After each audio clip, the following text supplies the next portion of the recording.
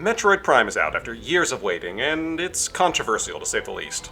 Pre-release there was a lot of conversation about the chatty NPCs, and that is not what I'm here to talk about. I'm also not here to talk about the story, or the graphics, or the combat, or the amiibo. No, I am much more interested in the game's structure, because that's where Retro took some really big swings. Nowhere is that more obvious than with the Soul Valley.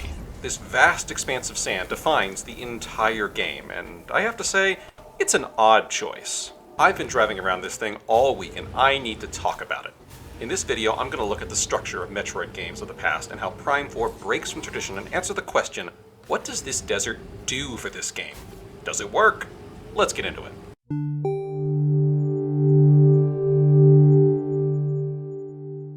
Okay, first off, quick spoiler warning, I'll be talking about the entire game up to the final area, so if you don't want that spoiled, you might want to come back later. Also, one final disclaimer, please keep in mind that this entire video is just my opinion, and if you disagree, your opinion is just as valid, and I would love to hear it down in the comments. Let's start with a little background. What makes a Metroid game a Metroid game? What are the defining characteristics? To be clear, I don't mean literally just Metroid games, but I hate the name Metroidvania. For the purposes of this video, I'm going to call this style of game a Pathfinder game.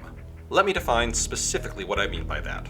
The first key trait of a Pathfinder game is the world. A classic Pathfinder game is set in a game world that is large and interconnected.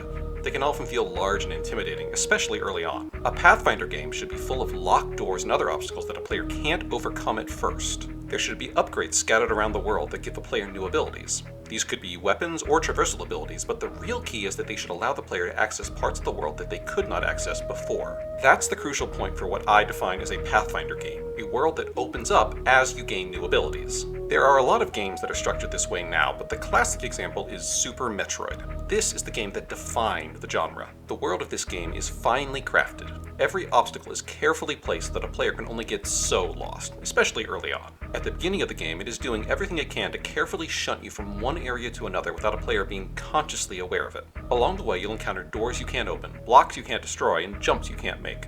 There are key abilities a player must find to progress, like missiles, the Varia suit, the high jump, the speed boost.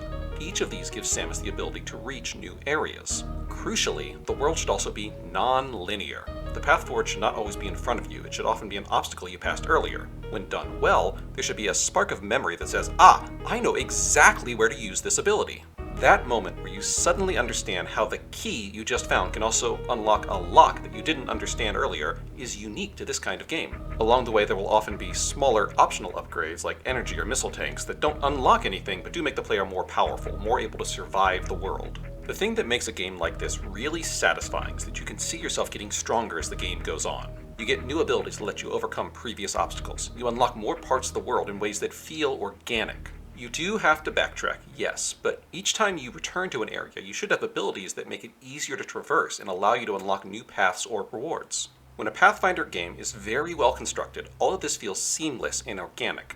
You may get lost at times, but by exploring the world around you, new abilities or paths will reveal themselves. In fact, getting lost is part of the point. In a game like this, you are usually exploring a strange new world that you have never been to before, finding all kinds of unusual environments and creatures. If the game was constantly telling you where to go, it would feel less like an adventure. Which brings us back to Metroid Prime 4. Let's rip the band-aid off. This is not an interconnected world. There is no way to travel directly between individual areas like the Volt Forge and the volcano, not without traveling through this desert. So, let's look at how it's laid out. The first thing that stands out is probably the dunes. These break up sightlines and make it harder to find things hidden on this map. And I kinda like this. It means you never quite know if something is hidden just beyond the next dune. These ridges also give you something to do sick tricks off of on your motorcycle. The second thing you are likely to notice are the landmarks. Each major area has a landmark on the horizon to help you orient yourself, and right in the middle is the tower you spend the game working to gain entry to. The game uses this desert as a hub world. Immediately, this is a major shift from the standard Pathfinder format. With the different areas no longer directly connected, if you want to get anywhere, you have to drive through the desert first, and that introduces new friction to backtracking. In previous Metroid games, the level design can loop you back to an earlier area and drop you off right where you needed to be. Now, the best they can do is give you a shortcut back to the beginning of the area, and you still need to hop on the motorcycle and trek across the desert to find the path forward. This does keep you from backtracking through the actual levels to get to your destination, but a Pathfinder game relies on that backtracking to function. If you have to run back and forth across an area as you look for the next upgrade, you learn how it is structured.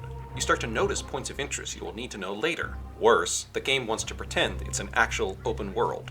Once you get on your motorcycle, your engineer buddy will hop onto the comm and tell you to explore the desert. He starts out vague, telling you to look for points of interest to explore.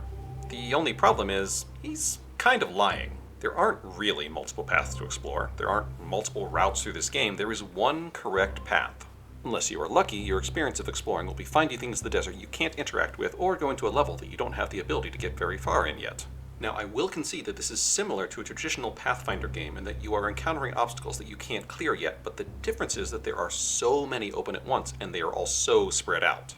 An open world should create this feeling of exploration, but with everything so isolated, it feels more like you're opening a series of doors until you find the right one. You might have noticed that I mentioned levels. This alone is a shift from previous Metroid games. Super Metroid or even Metroid Prime don't have any areas you would typically define as a level. That is to say, a discrete area with a series of challenges, an upgrade, and a boss that gives you a special MacGuffin you needed. Older Metroid games have sections you might be able to define this way, but usually they are not so focused.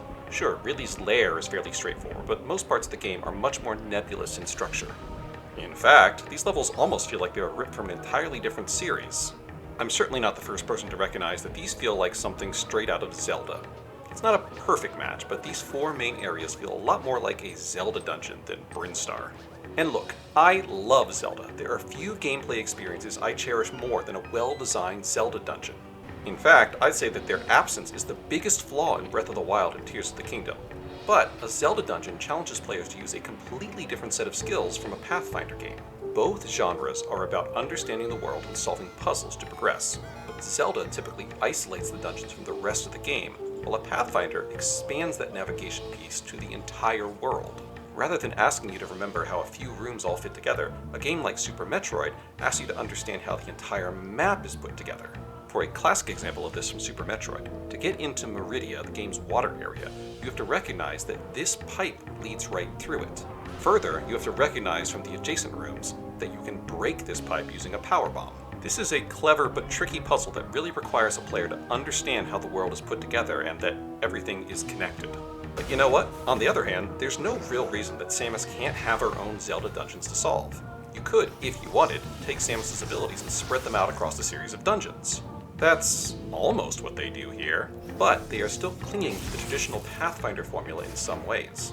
You don't go into a dungeon, solve the puzzles, fight your boss, get your prize, and leave to never return. Prime 4 still has you backtracking across the desert at points, and the combination of the two playstyles feels clunky. You don't get the cleverly constructed puzzle box dungeons of Zelda, or that spark when you realize that one door you have run by half a dozen times can finally be opened. I do want to call out the Ice World specifically though, because that one is very well done. There's this great sense of dread that they build as you dive deeper into this research station and figure out what went wrong. By the end, you know exactly what's going to happen, and when it does, it's a frantic escape. Very nicely done. But, okay, Retro clearly wanted to experiment with the game's structure. Honestly, I get that. They've been away from the series for nearly 2 decades. I get the impression they wanted to do something different. Even back in Prime 3, they were experimenting with including multiple planets.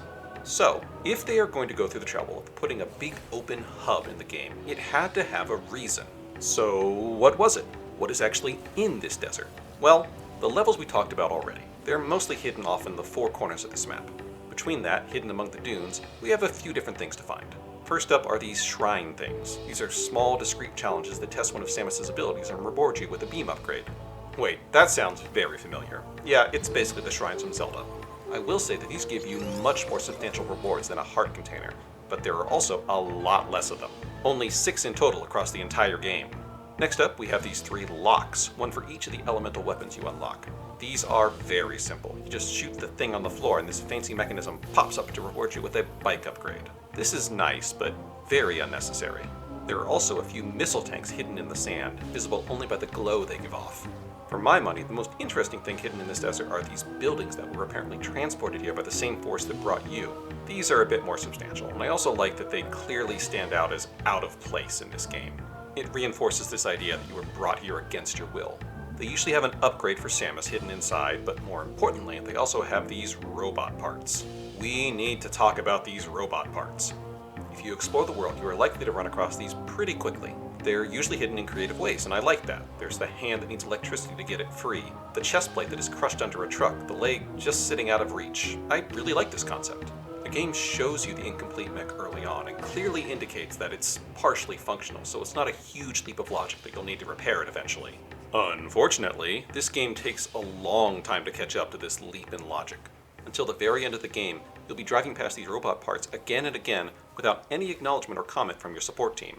This feels a bit clunky to me. There is no narrative reason you couldn't start collecting these earlier in the game, at least once you recruit your sniper. And why is he important? Turns out, he has the magic teleportation chip that lets you recover these parts. But does it give it to you at the base camp? No, of course not. By the time the game decides you need it, he has wandered off from the desert, so you have to go track him down. Then, once you get it, you have to trek all the way back to base camp, have your engineer do a magic techie tech thing, and then head all the way back to the desert. And it's here that I should mention that the base camp isn't in the desert, and I have no idea why. Instead, it's in this forest that is miles away, so to travel from there to the desert, you have to walk through several hallways, load Samus into this big cannon, watch the animation, shoot her into the sky like an artillery shell, and then watch as she lands perfectly in the corresponding cannon. Then, you can walk down one more hallway and across this plaza with bugs attacking you before you can finally hop onto your bike and get back into the desert. This becomes so annoying by the end of the game. I found myself avoiding this trip whenever possible and groaning each time I needed to make it again. It's just slow, unskippable, and frankly unnecessary. It also never improves, which breaks one of the most important parts of a Pathfinder game, that feeling that you are growing more powerful and overcoming things that used to be an inconvenience. Imagine with me for a moment if the base camp was just on the edge of the desert and you had to scramble up some rocks to get to it. Then, after a few trips, you unlock the grapple beam and you can just zip up to the top. It would feel so satisfying. As it stands, the base camp feels disconnected from the hub world in a really awkward way. If everything else is so connected to this desert, why not the base camp too? Okay, there's one more thing you can find out in the desert, and I saved it for last for a reason. It's these green crystals. Unlike the other points of interest, these things are everywhere. These green crystal formations are dotted throughout the landscape, or at least they are by the end of the game. They slowly reveal themselves as you progress to prevent you from getting too much of this green energy too early. This stuff is crucial to the plot and basically serves the same purpose Phazon did in the older Prime games. Samus can collect this stuff to unlock some useful upgrades back at base camp. The game does hint that you should do this, but what it doesn't tell you is that you will need to fill this meter up before you can finish the game. And to do that, you need a ton of these things. You'll be driving all over the dunes to find them. Fortunately, Samus can simply run over the crystals with her bike to gather them, but even then it takes a large chunk of time to do so. Now, you will be driving back across this desert multiple times throughout the game, and if you're OCD like me, you're going to be zigzagging around to collect this stuff anyway. But the real end result of that is that it just takes longer to get everywhere. To be honest, the desert itself isn't that big. It only takes a couple minutes to get from one corner to the other. It's almost like this green energy is here just to pad that time out. That and make the desert feel more full. As for the actual upgrades you get, the first one is an upgrade to your main beam, which is cool, but it sets up this expectation that the rest of the upgrades do not meet. Looking at everything Retro filled the desert with, I just don't find it very compelling. The shrine analogs were fine, but there just aren't that many. The Federation ruins are an interesting concept, but they feel kind of underbaked. And the green energy? Well, it feels just like busy work. It's like the developers wanted you to think there was more in this desert than there really was. Ultimately, all of it just feels a little tacked on to me. And I think this all becomes a lot more obvious when you look at a better designed open world. So let's look at Breath of the Wild. The thing that made this game's Hyrule feel so alive was that you could find something around every corner. And yes, it's true that a lot of what you find might be minor. A chest, an enemy camp, some item components. It could also be one of the many Koroks, which grant a valuable reward so you are constantly on the lookout and happy to find them. And then there are the shrines, the towers, and the divine beasts. These are all the big ticket things, often visible on the horizon, drawing you towards them and subtly guiding you through the map. The key is that all of this works together to help you get lost in this world. It's so easy to spend long stretches of time just searching this world, finding one little point of interest after another. Unlocking shrines or towers, finding new stables, finding a part of the world that just looks interesting. Feels like wherever you go there is something to find. When you put a world like that next to Prime 4's Soul Valley, the difference is stark. Breath of the Wild feels like a big, open, living world, but this desert feels like it's only here to pad out the game. It doesn't feel like it is well integrated into the game, and it plays against the Pathfinder roots that the early Metroid games pioneered. And don't get me wrong, there is a lot I do like about this game. It's pretty, Samus controls well, the elemental beams are neat, the bosses are creative and challenging, Samus's traditional upgrades have all been given tweaks thanks to psychic energy. But between it all, you have to keep coming back to this desert, and that's just not a place I want to be. If you made it this far, thank you. If you enjoyed it, please hit that like button. If you want to see more from me, hit that subscribe button. Now that this video is done, I'm going to go back to my ranking bosses series, so keep an eye out for those shorts. But for now, that's it for me. Have a good day.